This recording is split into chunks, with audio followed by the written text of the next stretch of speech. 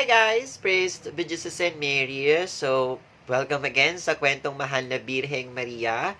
Grabe, same nung kwentong buhay ng mga banal. Sobrang tagal kong hindi nakapag-content ng kwentong Mahal na Birheng Maria. Hindi ko na siya matandaan. So, yon ito. Ang i-feature natin naman ngayon ay kwentong Mahal na Birheng Maria ng kay Sasay. So, yun, pasensya na kayo kung meron din akong singot-singot dito, no? Kasi inaatake po ako ng rhinitis. At magkasunod ko lang po finilm yung kwentong buhay ng mga banal. At after niya, ito naman, yung kwentong Mahal na Birheng Maria ng kay Sasay. So, yun. So, yun nga, i-feature natin ngayon is Mahal na Birheng ng kay Sasay. So, I have the story po ng Mahal na Birhen dito sa isa kong phone. So, babasahin ko na lang po siya sa inyo. So, noong daw taong 1603, isang mangingisda daw na nangangalang Juan Maningkad ang nakalambat ng isang imahe na mayroong taas na 12 inches, no? Ang nasabing imahe daw ay nagniningning na tila bagay busilak na liwanag ng kalangitan. Taray, sana all nagniningning, na charot lang. At ito nga ang orihinal na imahe ng Mahal na Birhen ng kay Sasay. Agad daw siyang nagpatira pa sa pagiging relihiyoso ni Juan Maningkad, ay agad siyang nagpatira pa sa matinding pagbibigay galang, no? Pagbibigay galang, hindi sinabi na nagpatira pa para sambahin yung image, kasi ayun na naman tayo sa issue ng pagsamba, ha? Kayo talaga, ha? I hate you. Charot lang. At pagkatapos ay binuhat niya ito at inuwi sa kanila. Ang katangi-tangi daw na pangyayaring ito ay mabilis na kumalat, no, sa kaalaman ng mga taga-Taal. Ang nasabing orihinal na imahe ng Mahal na Birhen ng kay Sasay ay inihabilin daw sa pangangalaga ni Doña Maria Espiritu. Okay, na nagpasadya ng espesyal na urna upang mapaglagyan na nasabing imahen at ito'y mapag-ingatan. Dito na daw nagsimula ang paghihimala ng Mahal na Birhen ng kay Sasay. So, anong paghihimala yun? Isang araw daw ay natuklasan na lamang ni Doña Maria na nawawala yung Mahal na Birhen ng kay Sasay sa nasabing urna na kanyang pinaglalagyan. Gayunman, ang kanyang pag-alala ay dagling napapawi nang muli niyang bisitahin kinaumagahan ng nasabing urna at makita na nakabalik na doon ang imahe ng Mahal na Birhen. So, ibig sabihin, nawawala yung Mahal na Birhen sa loob ng urna, tapos bumabalik din siya kinaumagahan. Tapos, kasunod daw noon,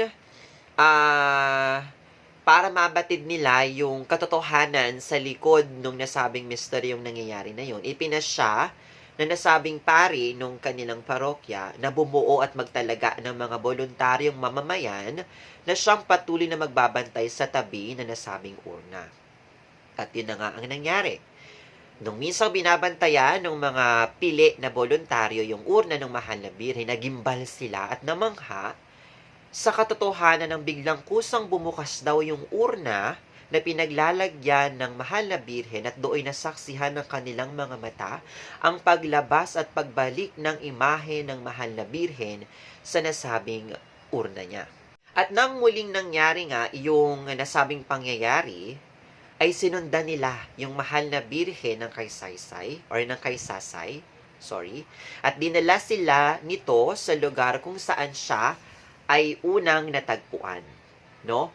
Minabuti din ng pari na siya ay malipat sa simbahan ng Taal upang higit siyang mapangalagaan. Subalit ang mga pag-alis at pagbalik ng imahen ng Mahal na Birhen ng kay Sasay ay muling naganap sa simbahan hanggang sa isang araw ay tuluyan na siyang mawala at walang pagkakitaan. So tuluyan siyang nawala nung huling alis niya sa simbahan.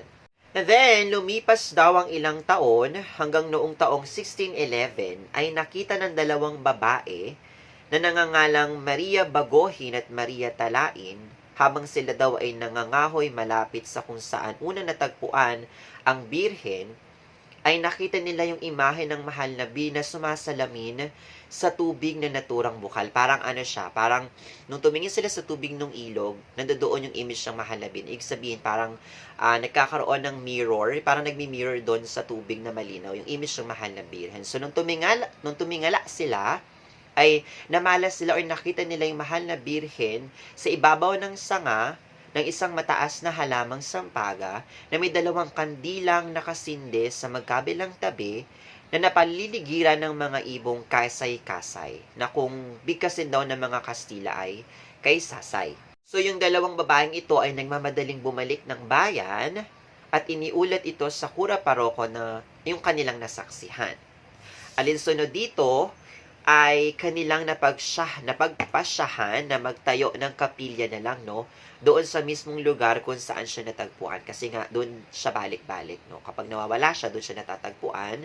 So, kapag nung una nga na bumababa siya nung urna niya, doon siya pumupunta. So, napagpasyahan nila na gumawa na ng maliit na kapilya doon. Na maliit na kapilya doon sa mismong pinagkakitaan sa kanya. At noon ding taong 1611 daw ay itinala ng simbahang ordinaryo ang unang aparisyon ng mahal na Birhen ng Kaysasay sa isang halos bulag na tagapagsilbi o tagasilbing katutubo ng taal na babae na nangangalang Juana Tagi or Tagui. At sa iba pang kababaihan na may tinatayang bilang na 30. So nagimala siya sa isang bulag, no? So nakakita siya ulit. So, that's the story of mahal na Birhen ng Kaysasay, no? So, feeling ko napakarami pang miracles na ginawa nung image na yan.